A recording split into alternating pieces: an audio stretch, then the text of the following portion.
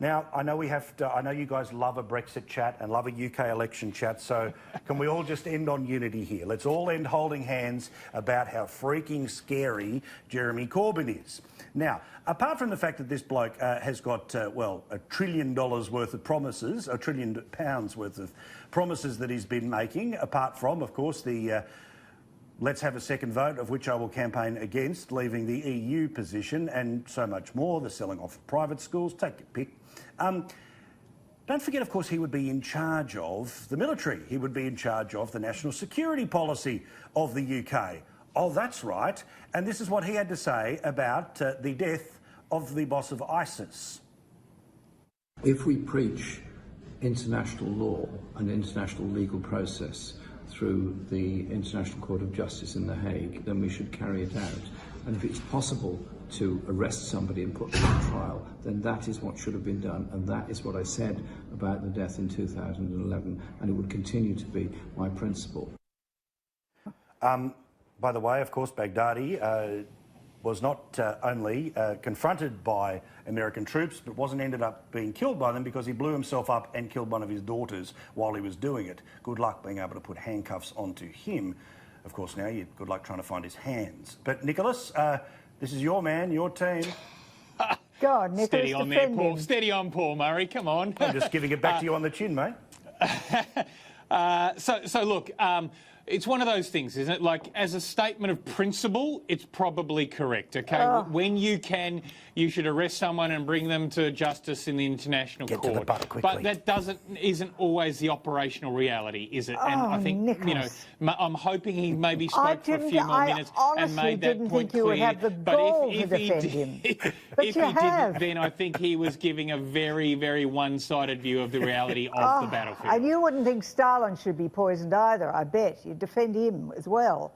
The bottom line is the man is a Marxist. That's a low blow. That is a hit, yes. He is a Marxist. He wants to see revolution. He's supports world government.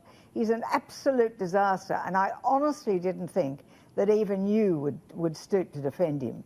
But as I keep saying, Nicholas, there is a potential for you. If you just give up your socialism, you could really be a nice person. James? I didn't actually defend the bloke, okay? Well, just say it. Don't find the reasoning why he said it. Just say whether you agree with him or not. I said as a statement of principle, it was probably okay, but it ignored operational reality. All right, what do you think, James, about this? Because, to be honest, it's one of those things where some people kind of present themselves where you forget, like Trump, right? So Trump was all about make America great again, and then it's like, oh, that's right, he's got to run foreign policy.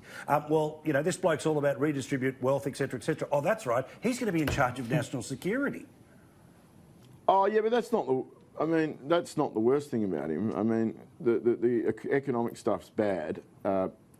Britain would be a dead weight in NATO. He would basically sabotage it. He's an opponent, long-time opponent of NATO. That's not a mystery. The thing to understand about Corbyn, though, that I don't think people really grasp here is that we look at him and go, oh, he's very left, you know. He's evil. He's way out there. He's to the left. He's a socialist. And Australians, I don't think, grasp him because what is at the core of Corbyn and the clique around him is that they were active supporters of the Soviet Union during the Cold War.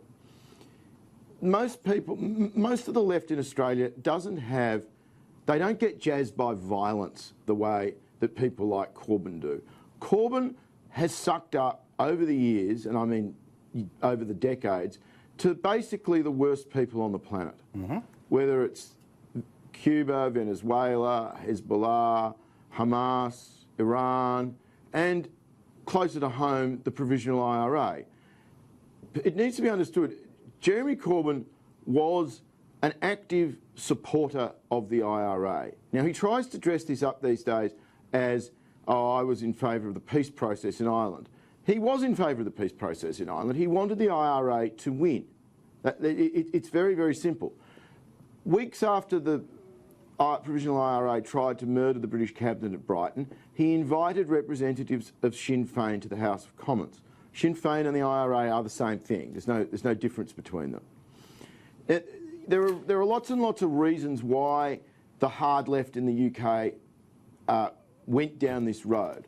But you got to understand there are fundamentally different people outside of the Stalinist wing of the New South Wales Greens.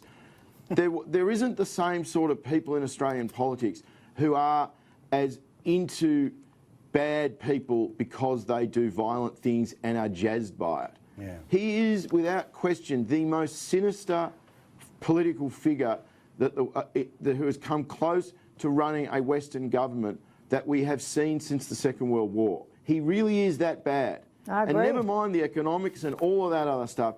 And I haven't even had time, I'm sure you're going to go to an ad, he's also a raging anti-Semite. Oh, yeah, Yes, he is. absolutely. Absolutely.